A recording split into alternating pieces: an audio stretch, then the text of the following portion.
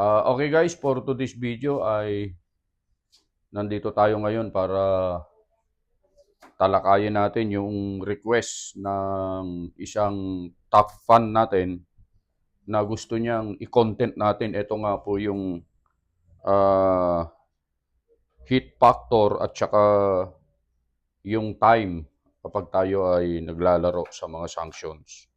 Okay?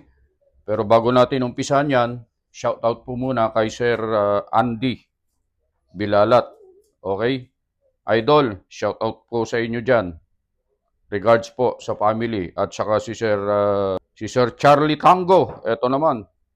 Sana sir, usapang time naman sa next time, sa next video. So yun yung pag-uusapan natin. Okay? Heat factor at saka yung time. Nung nakaraan, video natin ay napag-usapan natin yung mga score natin sa mga hits natin sa boards. Okay? Alam na natin kung ano yung score natin pag tumama tayo sa Alpha, Charlie, at saka sa Delta. Ngayon naman, pag-uusapan natin yung hit factor, okay? Kasi may mga nagtataka, bakit? Halimbawa, itong sinulat po namin dito na sample ay 12 rounds na course of fire ito. Okay, 12 rounds. Bakit siya 12 rounds? Kasi meron siyang plate na isa o dalawa pala, P1 at saka P2. Okay? At target 1, target 2, target 3, target 4, target 5. Nandito rin yung total natin. At dito natin ilalagay mamaya yung hit factor. Okay? Pakita ko ito para lalong mas maintindihan ninyo. Alpha, ito. Charlie, ito, banda rito. Tsaka Delta, ito naman. Tsaka ito M, Maris, Rakal. Hindi, joke lang. Miss yan, okay? Tsaka yung no shoot, tsaka PT. Okay? So let's say 12 rounds yung course of fire. Meron tayong dalawang plate at tsaka limang F6 target. Okay? Limang ganito, tsaka dalawang plate. Total of 12 rounds.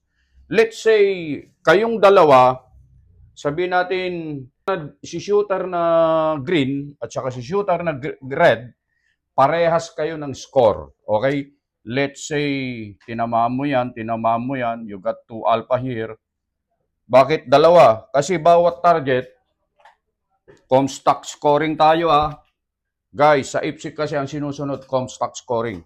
So, bawat isang board, dapat dalawa ang ipasok mo. Dalawang hits dapat ang ilagay mo sa bawat board. Okay, so let's say sa target 1, dalawa.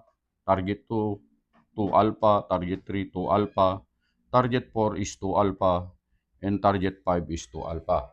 Ganon din si shooter na red. Parehas kayo. Okay? Parehas kayo, dalawa din, dalawang alpha, dalawang alpha, dalawang alpha, dalawang alpha. Ibig sabihin, ang total ng score nyong dalawa is, kung susumahin yan, 2, 4, 6, 8, 10, 12. So, 12 na alpha, okay? Si red ay 12 din na alpha, okay? Si green, 12 na alpha. Si red, 12 na alpha. Okay. Ngayon, nagkatalo kayo sa time. Nakuha ni green ng 10 seconds lang. Okay? Pero ikaw, nakuha mo, si red, nakuha niya ng 12 seconds. Okay? So, kwentahin natin. Paano ang pagkwenta ng heat factor? Di ba sabi natin, doon sa ating nakaraang tutorial na bawat tama sa alpha, okay, is 5 points. Sabihin natin pareha sila ng kategory. So, production division silang dalawa, si red at saka si green. Okay? Paano natin kukwentahin yung hit factor nilang dalawa? Ang gagawin natin, kukwentahin natin yan. Ito total natin yung alpha, di 12 alpha times 5. Okay? May calculator tayo rito. So, 12 times 5 equals, ang total niya, 60 points. So, ang score ni Green ay 12 alpha, that is equal to 60 points. Okay? Si Red naman, ganun din kasi pareha sila eh. 12 alpha din, so ang total niya, 60 points din. Okay. Ngayon, ilan ang hit factor ni Green at saka ilan ang hit factor ni Red? Okay? Kukwentahin natin yan. Makukuha natin ang hit factor nilang dalawa kapag nakuha natin yung total points nila divided by time. So, 60 points divided by time, 10 seconds. Ang hit factor ni Red o ni Green is 6. Okay? Sa time na 10 seconds. Dito naman tayo kay Red. 60 points, okay? Total natin yan. 60 points divided by yung time niya. Nakuha niya ng 12 seconds, mas mabagal siya. Okay? Nag-jump siya siguro. O kaya nag-ipit. Okay? Dapambar na. Okay? Ang hit factor ni Red ay 5 lang. Okay? So, ang mas mataas ang hit factor ni Green kaysa kay Red. Bakit? Parehas naman silang 60 points ah. Parehas naman silang nakaalpa lahat. Nagkaalaman sa time. Okay? Yung time, importante po ito. Okay? So, sa shooting, kailangan yung tinatawag na speed, power, and accuracy. Okay? So, sa senaryong ito, nanalo si Green. Kahit na magkapareha silang nakaalpa lahat, pero nagkatalo sa time. Okay? Ngayon naman, eto naman. May mga nagtatanong, bakit mas mabilis naman ako? Bakit mas mataas ang hit factor niya? Nakuha ko lang ng ganitong oras yung course of fire na yan na 12 rounds. This time, okay, ito naman ngayon. Mabilis siya. Okay? Mabilis siya, pero nagkaroon siya ng miss na isa. Okay? Dito tayo. Sabihin natin ito ay Alpha Mike. Okay? Nagkaroon siya ng miss na isa. Same pa rin. Okay?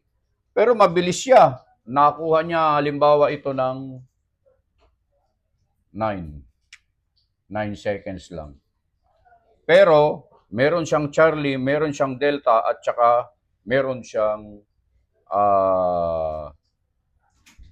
Maris Rakal. Okay? Mike na isa. Okay? So, kukwentahin natin ngayon kung sino sa kanilang dalawa ang mas mataas ang hit factor. Halimbawa ito. So, yung miss, minus 10 points yan. Okay? Minus 10. Ilagay ko natin dito, minus 10. Okay? So, yung pa rin, 1 Delta, 1 Charlie, pero ito na lang, 1, 2, 3, 5, 9. Magiging 9 na lang to. Okay, so, 9 times 5 is 45.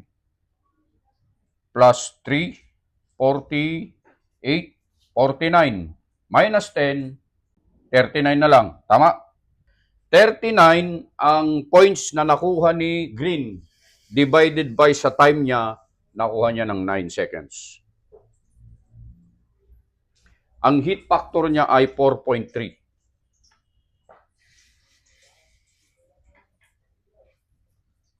Okay?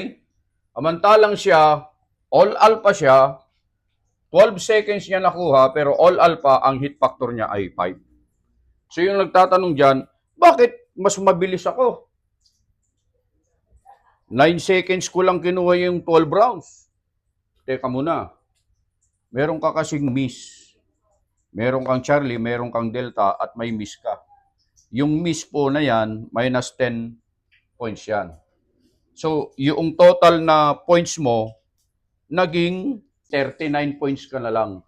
So, naging 4.3 yung hit factor mo na 9 seconds mo kinuha. Mabilis ka nga, pero nag-miss ka. Okay? Kaya ang hit factor mo, mas mababa na kaysa kay Red. Siya, mabagal siya, 12 seconds niya kinuha yung 12 rounds, all alpha siya, 12 seconds, 5 ang hit factor niya. Okay? So, sana maintindihan nyo, hindi porket mabilis ka, kung alpha lupa naman ang tama mo, okay? Hindi mo tatalunin yung naka-all alpha kahit na siya ay mabagal. Ito naman, sa senaryong ito, ituturo naman natin yung sobrang bilis niya. Sobrang bilis niya. Sabihin natin, 12 rounds, nakuha niya ng 6 seconds. Nakuha niya ng 6. Yung 12 rounds, 2 bakal, at saka 5 board. Okay? Meron siyang miss na isa, meron siyang Charlie, meron siyang Delta. Pero nakuha niya ng 6 seconds. So, ilan ang hit factor niya ngayon? Kontra kay Red, nakuha niya ng 12, all alpha siya. Tingnan natin. Okay? So, 39 yan na. Para maintindihan po ninyo. Kukwentahin natin. Kasi maraming nagsasabi, bakit mas mabilis naman ako? Bakit all alpha naman ako? Bakit mas mataas ang score niya? Bakit mas mataas ang standing niya? Ito po yun. Okay? So, magiging 39 points na lang siya. Okay? Divided by 6. Nakuha niya ng 6 mabilis Okay? Alam mo, hit factor niya kahit na meron siyang miss at meron siyang Charlie at Delta, ang hit factor niya sa time na 6 is 6.5. Ulit. Diba 39 points siya kasi may miss siyang isa? That is 49 kasi. 45, 48, 49, minus 10 kasi may miss siya. 39 na lang. So 39. Okay? 39 points divided by 6, yung time niya, 6.5 ang hit factor niya. Mas mataas ang hit factor niya kaysa kay Red. Na kahit all alpha siya, mas mabagal naman yung time niya. Okay? So, wag mong sabihin na, bakit may miss siya? May Charlie pa nga siya, may Delta siya, bakit mas mataas ang hit factor niya? Kasi nakuha niya ng mas mababang oras. Okay, so sa practical shooting competition, ang pinag-uusapan dito, ang kalaban mo rito, time. Okay, kailangan mabilis ka. Okay? Pero, tatandaan natin, hindi porket mabilis ka, puro naman alpha lupa tama mo. Okay? Alpha lupa tama mo. Mas marami ka pang tama sa lupa kaysa sa alpha. Hindi ka mananalo dito sa kahit na mabagal, pero all alpha siya. Okay? Case-to-case basis yan. Katulad nito, sa is, meron siyang miss, pero mas mataas pa rin ang hit factor. So, it's all about yung time talaga. Okay? Yung time. At saka yung hits. Okay? Hindi lang yung time. Kailangan pa rin, kahit mabagal ka, kung puro alpha naman ang tama mo, good pa rin. Basta, ito tips natin sa mga baguhan sa practical shooting competition. Ito tips natin, okay? Magbase kayo sa number of rounds. Okay? Halimbawa, ito 12 rounds to 12 rounds. Para makakuha ka ng magandang hit factor, yung time mo, i-goal mo na huwag kang tataas sa number ng rounds. Halimbawa, ito 12 rounds. Dapat huwag ka nang tumaas dyan, huwag ka nang lalagpas sa 12. Mas maganda na ang i-goal mo, kung 12 rounds pababa. Makuha mo ng, i-goal mo na yung 12 rounds, makuha mo ng 9. Kaya 8, 10, 11. Basta't huwag ka lang tataas sa 12. Kung gusto mo ng magandang hit factor. Okay? Yun yung ating topic. Ngayon, sana nakatulong po sa inyo ang video ito. At para dun sa mga baguhan, mag-comment lang kayo sa comment section kung ano yung mga gusto nyong topic na pag-usapan natin. At sisikapin po natin na magawan po ng video yan. Disclaimer po, hindi naman po tayo ganun kagaling. Okay, pero ginagawa natin ito batay din sa mga natutunan natin sa mga seminars na isinasagawa. Okay, so like and follow my page, Just Vlog, at kung pwede sana ay sundan nyo rin po ako sa YouTube channel ko. Just Vlog din po. At doon, na-upload ko po yung mga videos about basic practical shooting tutorial at iba